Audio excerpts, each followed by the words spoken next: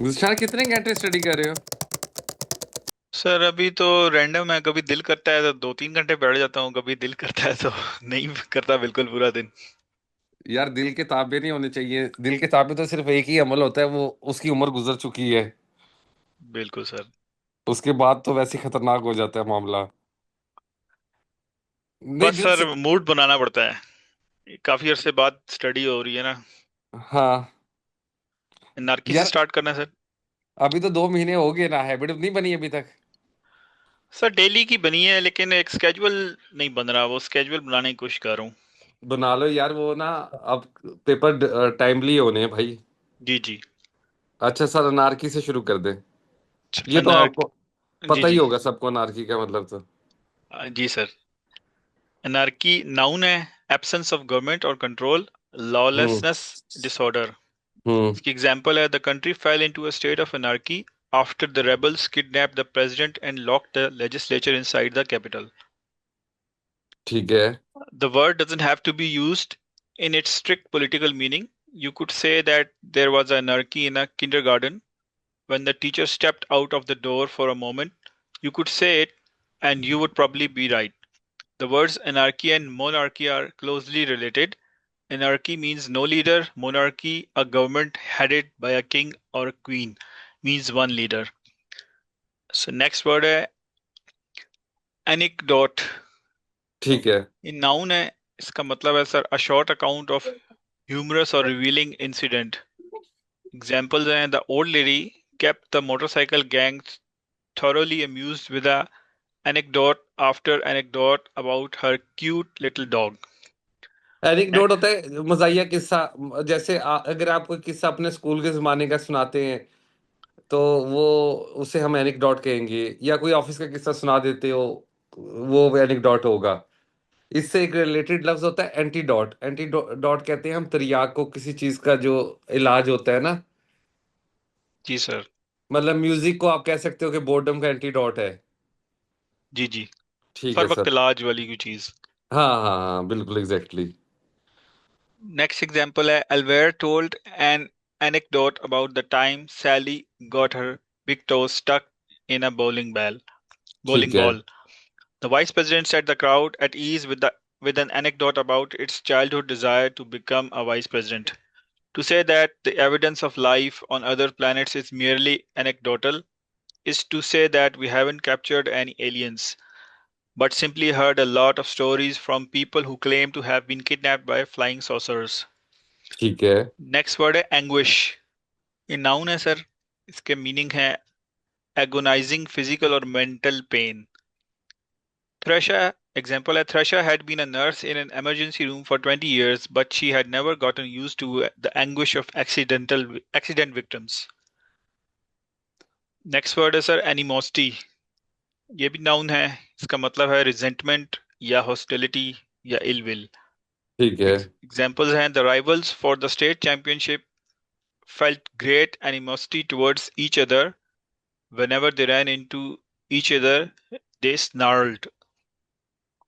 स्नॉल्ट का क्या मतलब होता है? सर गुस्से से या कोई दांत चबाना इसके मीनिंग में मेरे ख्याल से आता है, एक दूसरे को देख के मतलब कोफ्त जैसे खाना। हाँ, बिल्कुल गुस्से से कहना है, झंझलाना। या ये जो जानवर गिराते नहीं है, नाक बड़ा नाक फैला के, कुत्ते हो जी गए जी या जी जी। बिल्लियां होगी, वो भी स्नार्लिंग होती है। सही एग्जाम्पल है a person who look could kill is a person whose animosity is evident. ठीक है जी। नेक्स्ट वर्ड है एनोमली। नाउन है, इसका मतलब एन एबरेशन, एन इरेगुलरिटी और डेविएशन। ठीक है। A snowy winter day is not an anomaly, but a snowy July day is. A ठीक है। house without a roof is an anomaly, a cold, wet anomaly. ठीक है। A roofless house could be said to be anomalous. Anomalous, something that is anomalous is something that is not normal or regular. ये anomaly का adjective हो जाएगा। Anomalous, ठीक है।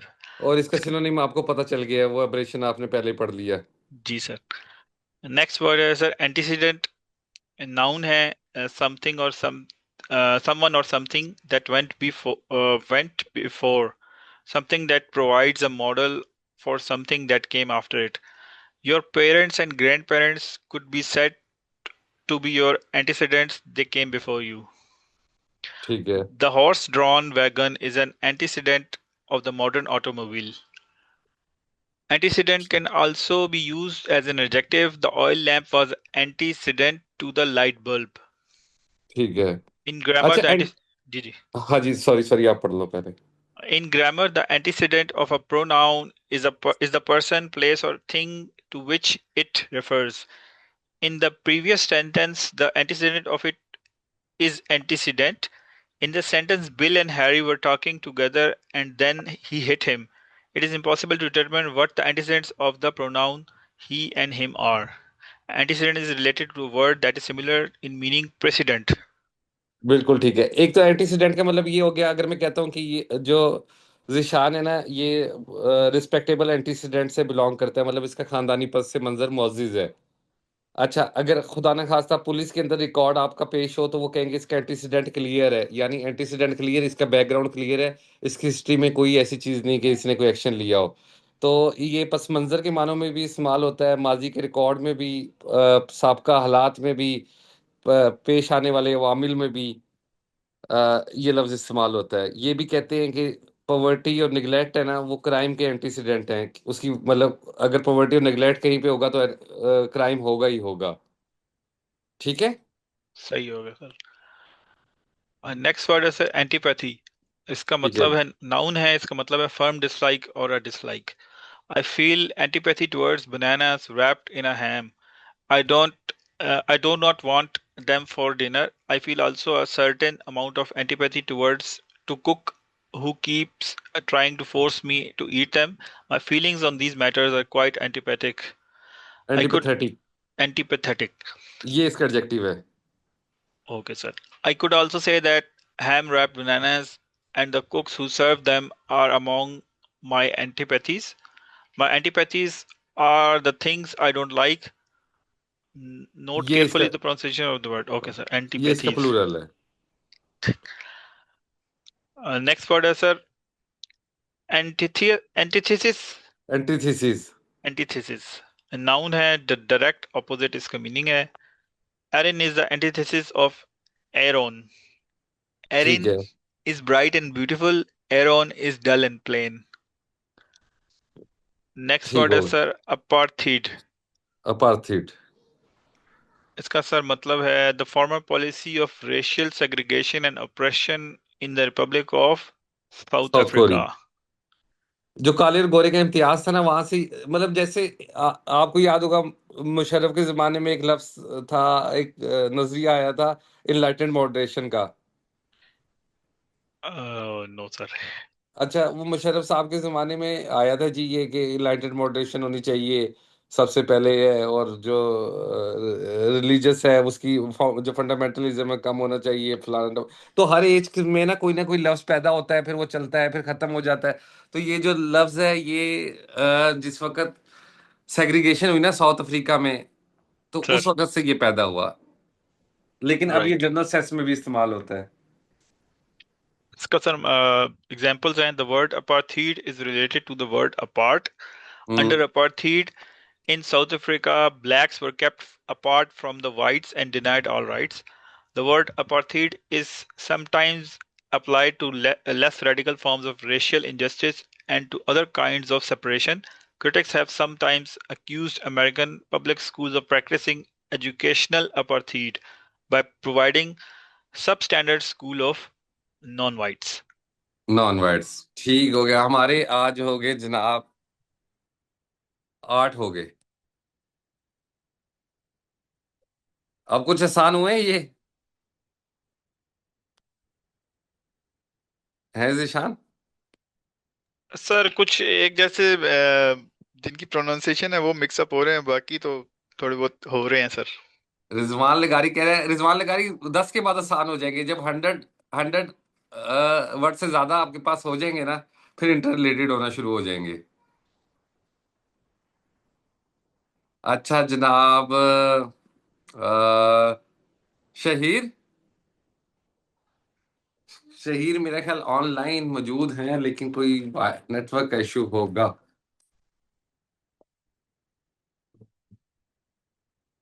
अली तुम्हारे क्या स्कोर जा रहा है, ये जो तुम प्रेसी कह रहे हो? सर मेरा लास्ट टू का आया था अभी, इस वीक वाली एक्सरसाइज मैंने आज आपको भेजनी है। वो एक में 12 था, एक में 16 पॉइंट समथिंग था सर।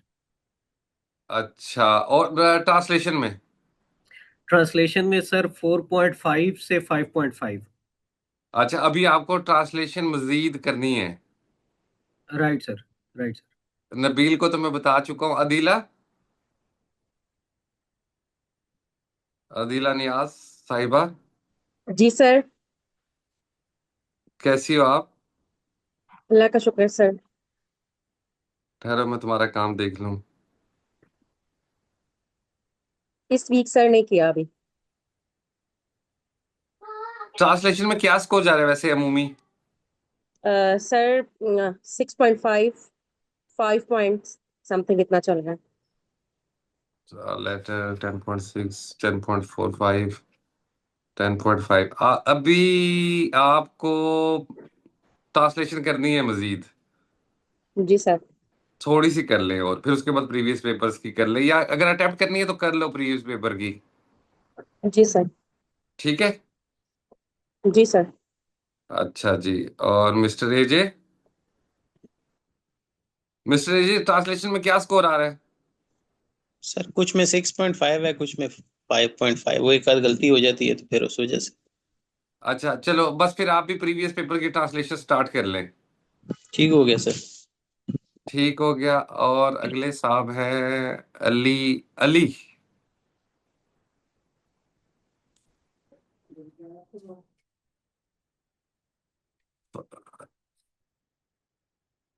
अली रियाज भी गायब है।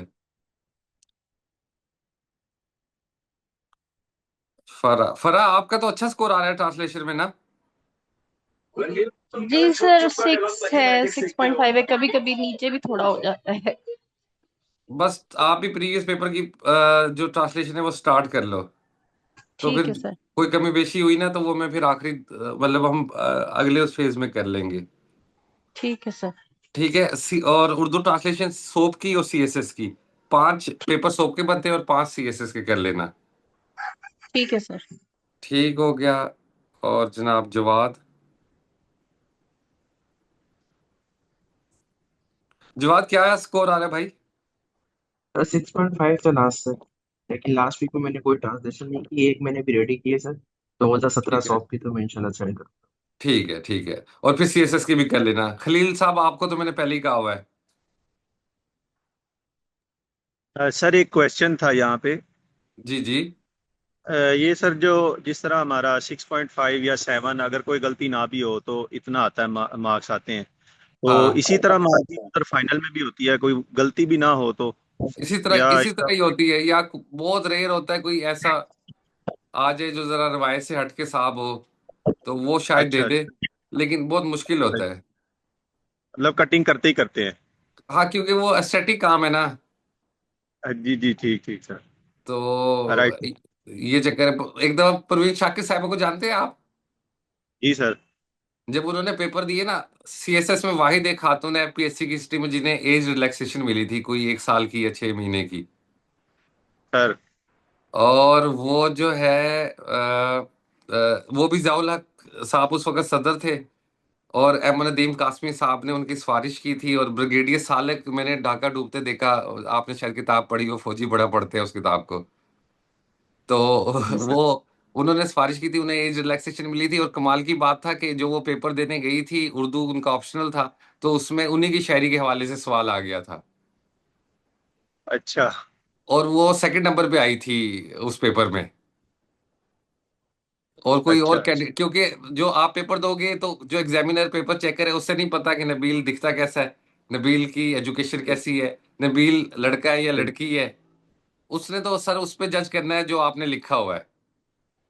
बिल्कुल सर, वो बिल्कुल। ऊपर वाला हिस्सा तो रोल नंबर, उसकी नाम, उसकी वर्दी है, तो वो सारा तो कट जाता है, वो तो सक्रेसी में जाता ही नहीं है। उससे पहले वो चला सक्रेसी में रह जाता है, ब्रांच में उसके बाद पेपर चेक होता है। Right sir, right. तो अमूमन अंग्रेजी हो गई, लिटरेचर हो गया, उर्दू हो गया, तो उसमें ये ऐसा ही होता है कि स्कोर जो बहुत अच्छा है वो 60 से 70 के दरमियान आता है। Right sir, right. तो मुझे वैसे तुम्हारी उम्मीद है अगर इसी तरह आपकी पेस रही तो 62-67 आपका स्कोर होगा। इंशाल्लाह सर, दुआएं और चाहिए अगर सर आप। कोई बहुत अच्छा आदमी मिल गया तो शायद 70 क्रॉस कर जाओ। अल्लाह करे इंशाल्लाह। मेरी दुआ इंशाल्लाह। सब करें सर, इंशाल्लाह हमारी क्लास पूरी अच्छा रिजल्ट दे। इंशाल्लाह जी। इंशाल्लाह। और वैसे अभी आपने ट्रांसलेशन करनी है भाई Majid. Right sir, right sir. Rizwan Saeed, आपको तो बता चुका हूँ। खैर, रिजवान लगारी, सर क्या पोजीशन है उसकी? ट्रांसलेशन में क्या स्कोर आ रहा है पिछली 10 ट्रांसलेशंस का? 6 सर, 6। 6 6 6।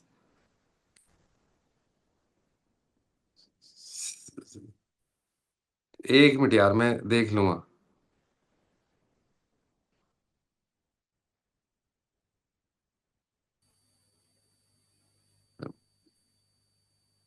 अभी तो आपने की भी सिर्फ 9B तक है ना? जी सर, थोड़ा बस है कुछ इशू तो ज्यादा नहीं कर पाया। चलो यार, अच्छा लिख ले तो इसको बढ़ाओ ताकि फिर हम इस चैप्टर को क्लोज करें हैं। जी सर, इंशाल्लाह सर आज मैं कुछ लिखता हूँ तो सर आपको ठीक है, इंशाल्लाह सेंड कर दूँ। ठीक हो गया। शहीर, अभी आपने ट्रांसलेशन मजीद करनी है। शगुफ्ता सहर से आपसे तो बात हो गई है ना? नहीं हुई? जी सर। शगुफ्ता सर एक क्वेश्चन था सर। जी जी जी सर। सर ये जिस तरह नबील भाई ने अभी ट्रांसलेशन के हवाले से क्वेश्चन किया था, तकरीबन उसी से मिलता जुलता है प्रेसी के हवाले से। जी जी। बाज प्रेसीज में सर जो आप चेक करके हमें फीडबैक देते हैं उसमें आपने साथ मेंशन किया होता है क्लैरिटी कोहेजन भी है और कंटिन्यूटी भी है।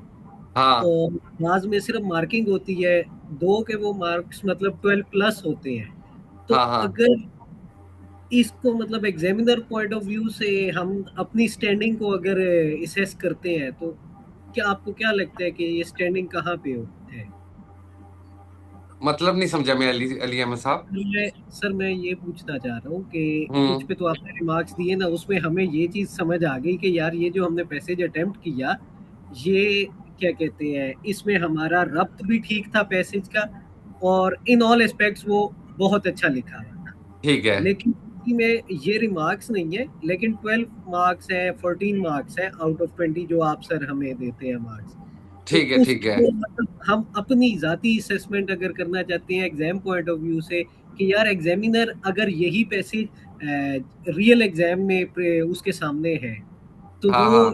इसको मतलब हम अपनी स्टैंडिंग वहां पे क्या लें, हम कंसिडर करें कि यार सेल्फ उसके लिए पूछ रहा हूँ कि नहीं यार मैंने ठीक लिखा है। यार ये जो 12 या 13 या 12.5, ये समझ लो कि अबव एवरेज है, लेकिन गुड नहीं है। 70% समझ लो आप इसे। राइट सर, बस यही यही चीज एक्चुअली मुझे चाहिए थी। अच्छी बात है यार, क्लियर किया करो पॉइंट, इसमें कोई शर्माने की बात नहीं है। Right sir, right. अच्छा, जिशान अली बंगश सर सर, क्या आपकी पोजीशन है? सर प्रेसी में एक पे तो आपने लास्ट में 13 नंबर दिए थे, दूसरे में आपने कहा था दोबारा लिखो, तो मैं आज से वो दोबारा करूंगा। और दो तीन मेरे लास्ट वाली एक्सरसाइज रहती है, वो मैं इंशाल्लाह आज या कल आपको भेजवा दूंगा। ठीक है, और ट्रांसलेशन में? ट्रांसलेशन में सर 5 अराउंड आ रहे हैं। ठीक है, ट्रांसलेशन यार फिर थोड़ी सी मजीद करनी पड़ेगी भाई। Right sir. अच्छा, एक तो हमारे पेपर का पार्ट होता है प्रेसी, एक पार्ट होता है ट्रांसलेशन, एक आता है हमारे पास कॉम्प्रीहेंशन। ऐसा ही है? जी सर। Page number 57। नबील मियाँ, आवाजें अगर बंद हो गई है बैरूनी। वो थोड़ा थोड़ा सा शोर आएगा अगर रिसेप्शन ना हो बाकियों को। वो चलो फिर मेरे पास मैनेज कर। 60 में है सर। अच्छा नहीं यार, फिर तुम्हें मोबाइल पे निगाह लगानी पड़ेगी। जी सर। फिर फराह पढ़ोगी? सर मेरे पास इस वक्त हार्ट में नहीं है। अच्छा, मिस्टर एजे आपके पास हार्ट में है? जी सर, हार्ड में है। हाँ जी। सर कौन सा पैरा है? पेज नंबर 57 पे आना है और हमने आज कॉम्प्रीहेंशन समझनी है, सबसे आसान पार्ट है। यूं समझ लो 10 मिनट में समझ लोगे। जी सर।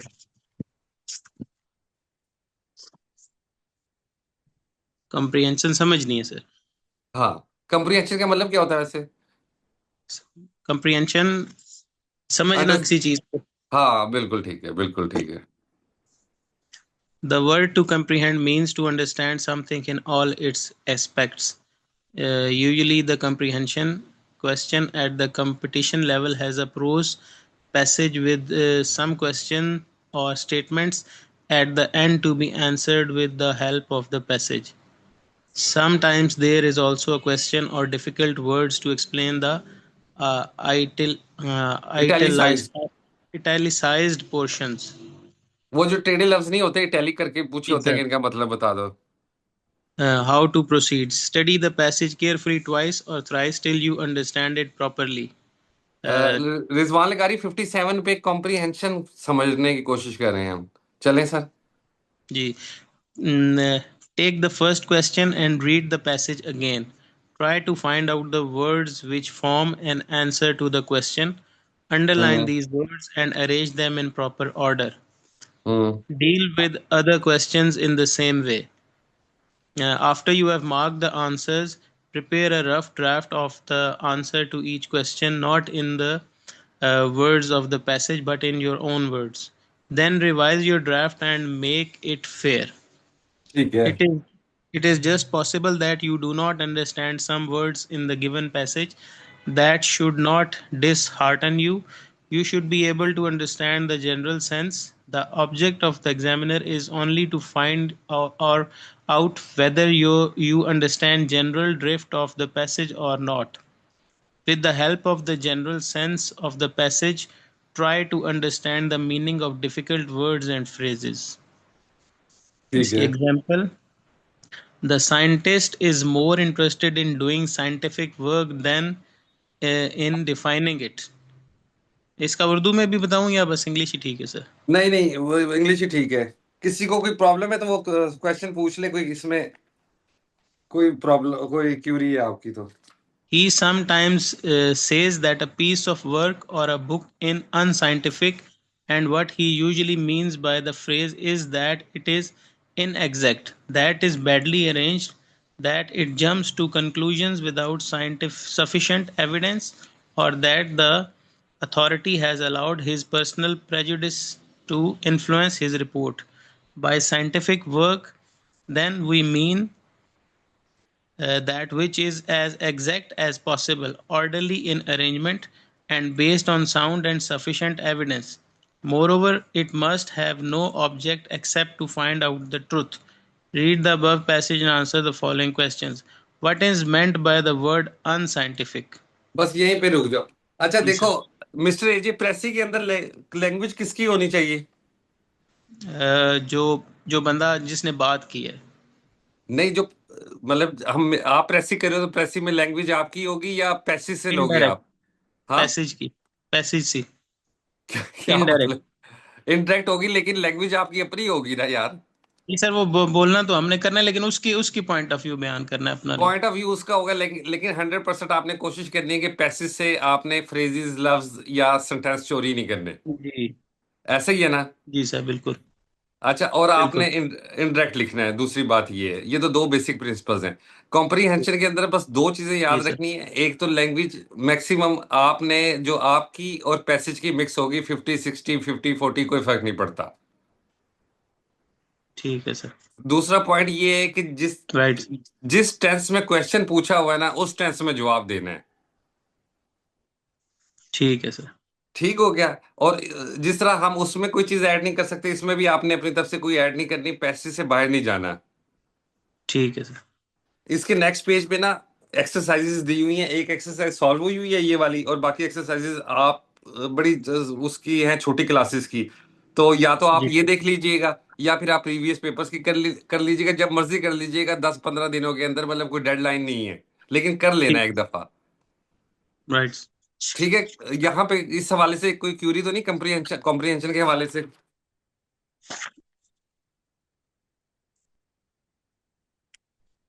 सर एक है बार भाई? काइंडली इसका की रूल सर रिपीट कर दीजिएगा। यार देखो, एक पैसेज आता है, जैसे हमें प्रेसी का पैसेज आता है ना, वो अनसीन पैसेज होता है, और हमने उसकी प्रेसी बनानी होती है। जी सर। इसके अंदर एक इसी तरह का पैसेज आता है। वो पैसेज अमूमन अमूमन कदरे आसान होता है प्रेसी से, और उसके एंड पे क्वेश्चन दिए होते हैं। बाज दफा उसमें से मुश्किल लफ्जों के माने भी पूछ लेते हैं, और बाज दफा सिंपल स्टेटमेंट की सूरत में क्वेश्चंस होते हैं। उन क्वेश्चंस का आपने जवाब देना है पैसेज से। लेकिन वो स्ट्रिक्ट रूल नहीं है कि वो लैंग्वेज आपकी बिल्कुल अपनी हो। आप पैसेज से भी लैंग्वेज लोगे डेफिनेटली, तभी आप जवाब दे पाओगे। और जो इसमें इंपॉर्टेंट पॉइंट है वो ये है कि जिस टेंस में, जिस एक्सप्रेशन में आपसे सवाल पूछा हुआ है ना, मतलब अगर पास्ट में पूछा हुआ है तो पास्ट में जवाब दोगे, अगर प्रेजेंट में पूछा हुआ है तो प्रेजेंट में दोगे। जैसे यहाँ पे प्रेजेंट में पूछा होता है तो प्रेजेंट में जवाब दिया गया है। Right sir. Right sir. मतलब ये राइट। वो चीज है यार कि अगर आप सारे भी अभी पेपर देने चाहो ना, तो ये वो पार्ट है। अब तो खैर आप पढ़ गए हो, मतलब जो भी बगैर पढ़ाई की तैयारी के भी जाए ना, ये जो आते हैं ना बगैर तैयारी वाले लोगों के 20 नंबर, 18 नंबर, 16 नंबर, आपने सुने होंगे, हमने भी लिए हैं। तो ये स्कोर उसमें से आता है, कॉम्प्रिहेंशन में से।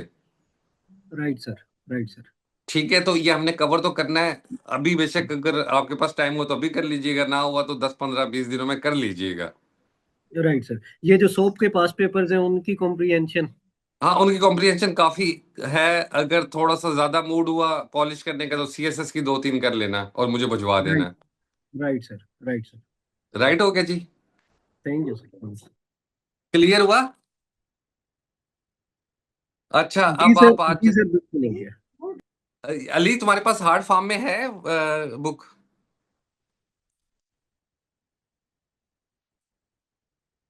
जी सर, है सर। तो पैसेज नंबर 39 पढ़िएगा। राइट सर, मैं पढ़ता हूँ सर।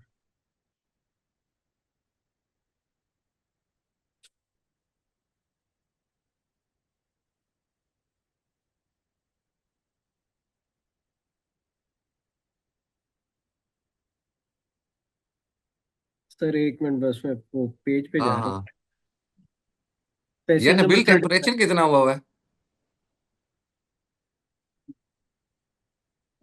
माइक बंद है नबील। मुझे सर लग रहा है कोई, मैं बल्कि एग्जैक्ट आपको बता देता हूँ, 36 है सर। और तुम बाहर बैठे हुए हो?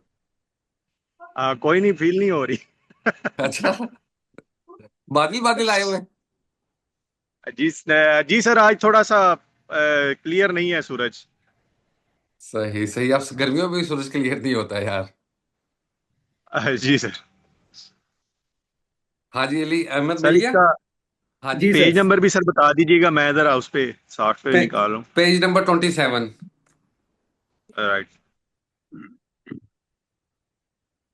सर स्टार्ट करूँ सर? हाँ जी, हाँ जी sir.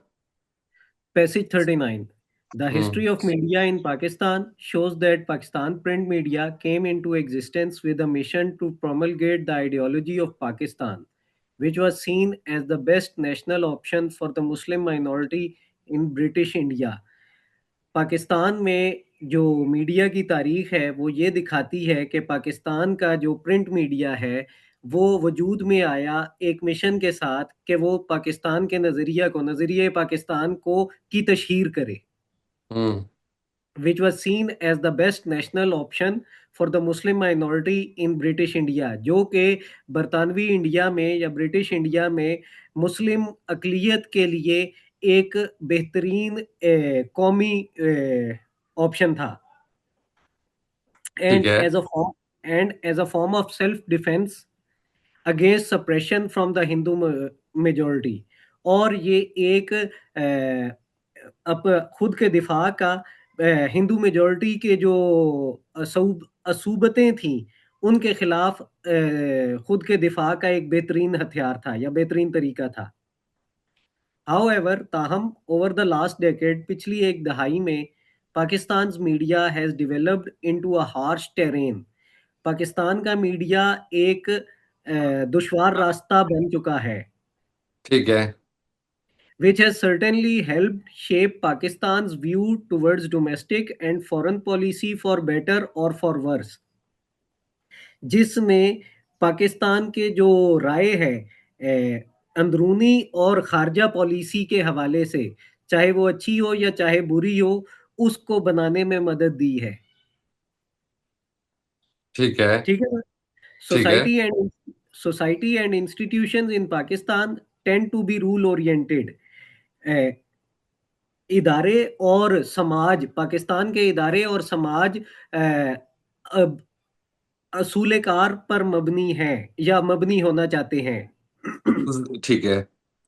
Social media has change the dynamics. Social media ने इन रवायात को या इन डायमेंशंस को तब्दील कर दिया है of the Pakistani society, Pakistani society की विद अ स्ट्रॉन्ग इन्फ्लुएंस, अपने असर से, अपने असर और रसूख से। हाँ जी। Social media has become a driving force to mobilize people for a collective action. Social media बतौरे एक ताकत के उभरी है जिसने लोगों को मुतहरिक किया है इज्तमाही एक्शन की तरफ। ठीक है।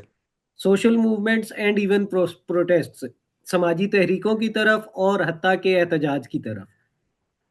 Where there is any injustice or incident that demands public demonstration, यहाँ कहीं पे कोई भी ऐसा वाकया जिसमें नाइंसाफी है या जो पब्लिक का जो एहतजाज है वो डिमांड करता है, social media plays a key role in pushing them forward. Social media इनको आगे लाने में अहम किरदार अदा करता है। टुडे ठीक वन है। Can easily engage people from diverse backgrounds. आज कोई भी मुख्तलिफ बैकग्राउंड के लोगों को इंगेज कर सकता है simultaneously for a common agenda. एक कॉमन एजेंडा के लिए as it ties them up even if they are far across, और ये इन सबको ऐसे बांध सकता है चाहे वो एक दूसरे से दूर ही क्यों ना हो। ठीक है। एज एल्सवेयर, और जगहों की तरह social media has become an important factor in Pakistan's domestic politics. Social media Pakistan की जो अंदरूनी सियासत है उसमें एक अहम हिस्सा बन चुका है। Some believe that social networking technologies which offer an alternative to Pakistan's corrupt and state-controlled media have the potential to transform Pakistani politics. कुछ लोगों की राय के मुताबिक या कुछ लोग इस बात पे यकीन रखते हैं कि जो सोशल नेटवर्किंग टेक्नोलॉजी है ये पाकिस्तान के करप्ट और रियासत के कंट्रोल्ड मीडिया के मुतबादिल के तौर पर सामने आई है और इसके पास इस्तेदाद है कि ये पाकिस्तान की सियासत को तब्दील कर सकती है। ठीक है। इन रिसेंट ईयर्स, गुज़श्ता कुछ सालों में, a growing number of Pakistanis have come to believe in the revolutionary potential of new media technologies, particularly in the political context. गुज़श्ता कुछ सालों में पाकिस्तानीज जो हैं वो इस बात पे यकीन करना शुरू हो गए हैं कि जो नई जदीद मीडिया की टेक्नोलॉजीज हैं इनमें तब्दीली लाने की सलाहियत है, खसूसन सियासी अमल में। बिल्कुल ठीक है। कैसा लगा पैसेज? सर ये पैसेज इजी है सर, ये कंपैरेटिवली 38 के तो बहुत इजी है सर। ये 2016 में आया था। इसमें सर एक क्वेश्चन था। हाँ जी। ये सर जो लास्ट लाइन थी, in recent years a growing number of Pakistanis, यहाँ पे जैसे हमने सर सीखा था कि पाकिस्तानी से शुरू में दी नहीं आना चाहिए था, दी पाकिस्तानी। ये स्पेसिफिक नहीं ना उसने लिखा। अच्छा, ओ उसको मतलब जनरल सेंस में कह रहा है, इस वजह से जनरल नहीं सेंस में। confuse हुआ। हाँ जी। अच्छा जी, पैसेज 40 कौन पढ़ेगा?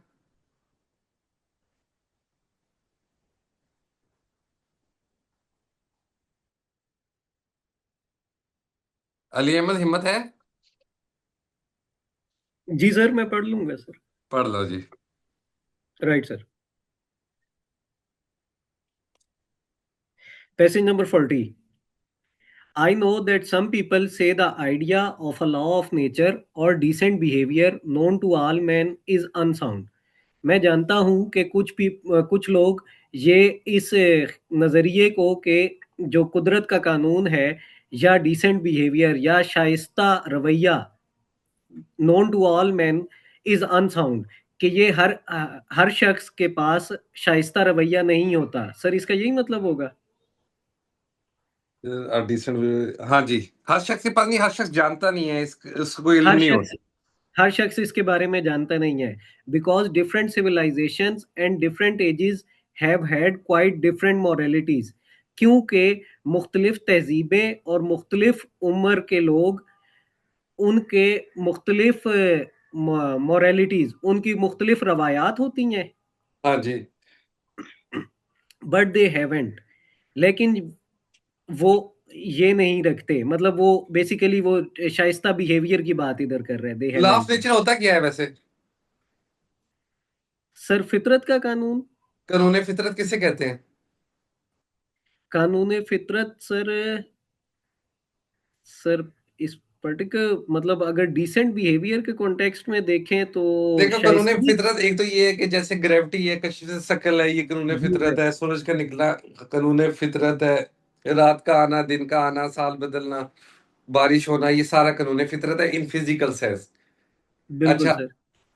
दूसरी सेंस के अंदर जो कानून फितरत के मानने वाले लोग हैं वो ये कहते हैं कि अगर कोई कोई भी शख्स है, वो किसी भी मजहब से ताल्लुक नहीं रखता, लेकिन उसे पता होता है कि सच क्या है। एथियस्ट को भी पता होता है सच क्या है। बिल्कुल सर।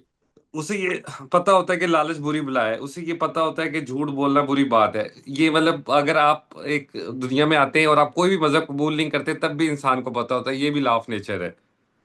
बिल्कुल सर। तो वो इसको लेके थोड़ी सी बहस करना चाह रहा है। अच्छा सर, इसको हम इसमें जिस तरह वो और decent behaviour known to all man, मतलब वो इमोशनल सेंस में भी इसको ले सकते हैं कि लॉ ऑफ नेचर में है कि हर इंसान को दूसरे के साथ भला होना चाहिए। हाँ हाँ हाँ हाँ, बिल्कुल एग्जैक्टली, बिल्कुल बिल्कुल। सही है सर, सही है, मतलब वो यहाँ पे वो इमोशनल सेंस में यूज हो रहे हैं। जी। They have only had slightly different moralities, उनके दरमियान बिल्कुल ही बारीक सा इख्तलाफ होता है उनकी अखलाकियात के दरमियान। Hmm. Just think what a quite different morality would mean. सिर्फ ये ख्याल सोचें कि क्या वो उनकी अखलाकियात के दरमियान क्या खास फर्क होगा, या उस ठीक है। खास फर्क का क्या मतलब होगा। Think of a country where people were admired for running away in a battle. उस मुल्क के बारे में सोचें जहां लोग इस बात पे पसंद किए जाते थे या उनकी तारीफ की जाती थी कि वो जंग से दूर भागते हैं नहीं देखो, या जंग में भागते हैं। ना ना जी, ये उस सेंस में आप तर्जुमा तो सही कर रहे हो, लेकिन जैसे अली आप कहो ना कि if I were a girl, ये वर उस तरह इस्तेमाल हुआ है। Right sir, people were admired for running away इन। कि कोई ऐसी कंट्री सोचो जिसमें लोग भाग जाएं लड़ाई से, और हाँ, लड़ाई और छोड़कर भागते। और उसको एडमायर किया जाए। Right sir, right sir. ये वर्क, मतलब उसकी एंटायर सेंस वर से चेंज हो रही है। हाँ। और where a man felt proud for double crossing all the people who had been kindest to him. और या या कोई किसी ऐसे शख्स के बारे में जो उन सब लोगों को धोखा दे जो उसके साथ मुखलिस थे। ठीक है। You might just as well try to imagine a country where 2 and 2 made 5। आपको इसके बारे में भी सोचना चाहिए या तसव्वुर करना चाहिए उस मुल्क के बारे में जहां पे लोग 2 और 2 को 5 बनाते हैं। Men have differed as regards what people you ought to be unselfish to।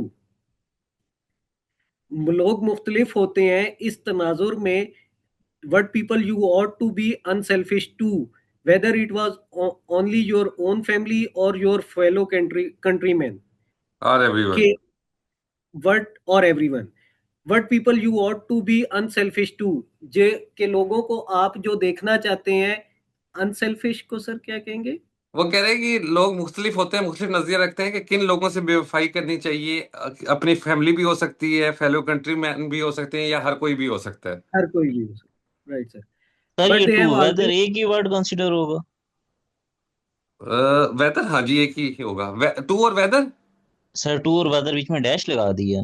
ये लंबी डैश है, जी सर। स्मॉल नहीं है, ये अलग अलग है। से ये जी ब्रेक सर। दे रहे हैं। ब्रेक है। But they have always agreed that you ought not to put yourself first। लेकिन वो तमाम इस बात पर रजामंद है कि वो अपने आप को खुद को आगे नहीं रखते ठीक या है। पहले नहीं रखते। रख। सेल्फिशनेस हाँ जी। Has never been admired. Selfishness कभी भी पसंद नहीं की गई। We believe in the law of nature, हम कानून फितरत में यकीन रखते हैं। If we don't believe in decent behaviour, अगर हम शाइस्ता रवैये में यकीन नहीं रखते या शाइस्ता रवैये को नहीं मानते, why should we be so anxious to make excuses for not having behave decently. हमें फिर एंक्शियस मुतजस्सिस नहीं होना चाहिए, एंक्शियस परेशानी, हमें इस बात से परेशानी नहीं करनी चाहिए कि हम एक्सक्यूजेस बनाए कि किसी ने हमारे साथ मतलब बुरा रवैया क्यों इख्तियार किया, कि ये उस हमने सेंस में बुरा रवैया किसी के साथ क्यों इख्तियार किया। हमने किसी के साथ क्यों बुरा रवैया इख्तियार, right sir. The truth is, सच ये है, we believe in decency so much, हम शाइस्तगी में इतना ज्यादा यकीन रखते हैं। We feel the rule of law pressing on us so, हम कानून पे इतना, कानून के दबाव पे या कानून के हमारे ऊपर इम्पोज होने पर इतना हम महसूस करते हैं कि कानून हम पर इतना ज्यादा लागू है, दैट वी हाँ can't bear to face the fact, कि हम ये बर्दाश्त नहीं इस हकीकत को सामना करने को बर्दाश्त नहीं कर सकते, that we are breaking it, कि हम इसे तोड़ रहे हैं। एंड कॉन्सिक्वेंटली, और नतीजतन, we try to shift the responsibility, और हम जो उसकी रिस्पॉन्सिबिलिटी है उसको किसी दूसरे पर डालने की कोशिश करते हैं। ठीक है। For your notice that it is only for our bad behavior that we find all these explanations. आपके इल्म के लिए या आपके मालूमात के लिए, it is only for our bad behaviour, ये हमारा सिर्फ, हाँ जी ये सर। सिर्फ हमारा बुरा रवैया है, that we find all these explanations, कि हम अपने बुरे रवैये की वजह से ये सारी तौजीहात ढूंढते हैं। ठीक है।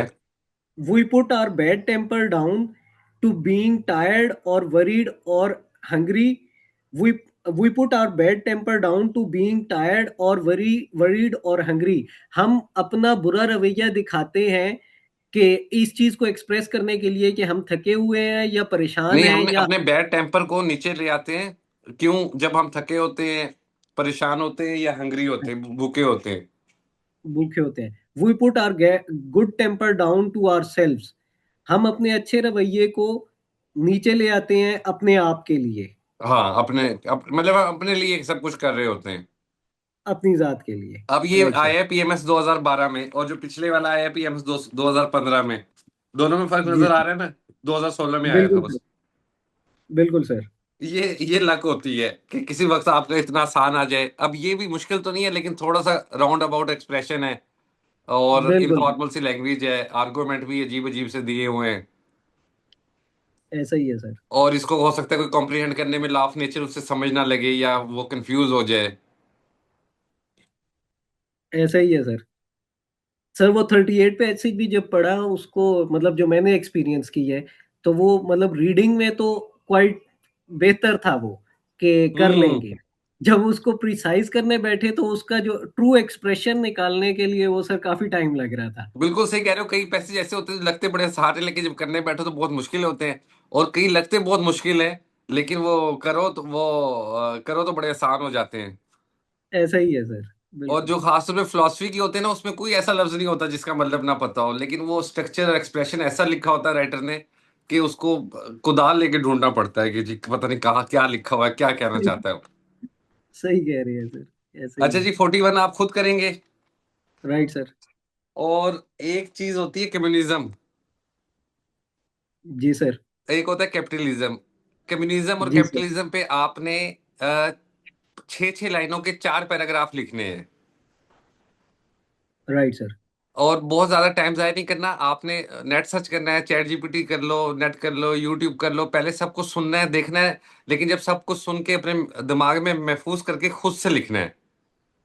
सर ये जो कम्युनिज्म और कैपिटलिज्म के कॉन्सेप्ट्स हैं, सिर्फ इन पे 6-6 पैराग्राफ लिखने हैं। इन पे 6-6, 4-4 पैराग्राफ 6-6 लाइनों के लिखने हैं। राइट सर, 4-4 लेकिन लिखने पैराग्राफ। मतलब ऐसे हैं कि जैसे प्रेसी लिखते हो ना, आपकी वेल कंपोज होती है, वेल निटेड होती है, एक जुमला जहां से खत्म हो रहा है वहां से दूसरा शुरू हो रहा है, इसी तरह जुमले होने चाहिए और इसी तरह पैराग्राफ कनेक्टेड होने चाहिए। बस इतनी सी एक्सरसाइज है। Right sir. ठीक राइट। है, अगली क्लास तक, मतलब अगली से अगली क्लास तक जो हमारी सैटरडे को की, उससे पहले कर लीजिएगा। Right sir. ठीक हो गया सर। और बाकी राइट। ये जो ट्रांसलेशन है वो एक्सरसाइज 38 से 42 मैंने ग्रुप में भी शेयर कर दी। जिन लोगों को मैंने कहा वो प्रीवियस पेपर्स की करें वो प्रीवियस पेपर्स की कर लें, और जिनके अभी स्कोर जरा कम है वो मजीद प्रैक्टिस कर लें, बड़ी जल्दी हो जाएगा। इंशाल्लाह। चलें, अपना ख्याल रखिएगा, इंशाल्लाह मिलते हैं हम जुमेरा बुध को। Right sir. वैसे रिजवान लगा रही, मैंने शेयर कर दी ग्रुप के अंदर। नबील घर जाने लगे हो? सर एक क्वेश्चन है। मैं हाँ जी। सर अभी बस जा रहा हूँ नमाज पढ़ के फिर टेस्ट के लिए। चलो अल्लाह का, ये तो एडी का टेस्ट है, जी सर, जी सर। एमसीक्यूज बेस होगा ये तो। जी सर, वही है, सिंगल पेपर। ये तुम्हारे नबील पीछे भाई बड़ा कौन? अच्छा आर्किटेक्ट है यार, ये तो मुगल एरा का लग रहा है मुझे कुछ।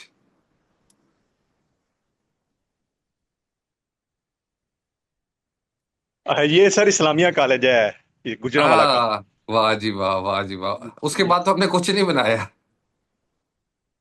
ऐसे ही है सर, ऐसे ही है, बल्कि जो था उसको भी बिगाड़ा ही है।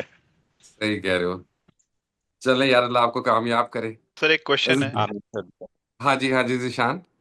सर ये हमने जिस तरह पैराग्राफ राइटिंग अभी तो हम स्टार्ट कर रहे हैं, इसको हमने जो एक्चुअली अटेम्प्ट करना है जिसमें आउटलाइन और पॉइंट्स और बुलेट्स की फॉर्म है, उस तरह तो नहीं लिखना है, सिंपल एक पैराग्राफ लिखना है। यार सिंपल जिस तरह प्रेस ही करते हो ना, आपने यूं करना है कि आपने चैट जीपीटी, इंटरनेट, यूट्यूब, जो भी आपके सोर्सेज है, आपने उसे उस पर सर्च आउट करना है। ठीक हो फिर गया। आपने कम्युनिज्म, ऊपर टाइटल आ गया, फिर उसके बाद अब आपने देखना है कि पहला पैराग्राफ में मैं डायरेक्ट कम्युनिज्म की डेफिनेशन बयान करूं या कुछ और चीज बयान करूं। फिर दूसरे पैराग्राफ में कम्युनिज्म की डेफिनेशन आ जाएगी, तीसरी में उसकी एक्सप्लेनेशन आ जाएगी, तीसरे चौथे पांचवे में। ठीक हो गया सर, ठीक हो गया। जैसे दिल करता है खुल के लिखो, कोई मसला नहीं है यार, मैं हूं ना। Okay sir, okay. बस आपका काम है लिखना। Right sir. Okay sir, take care. Allah okay sir. हाफिज।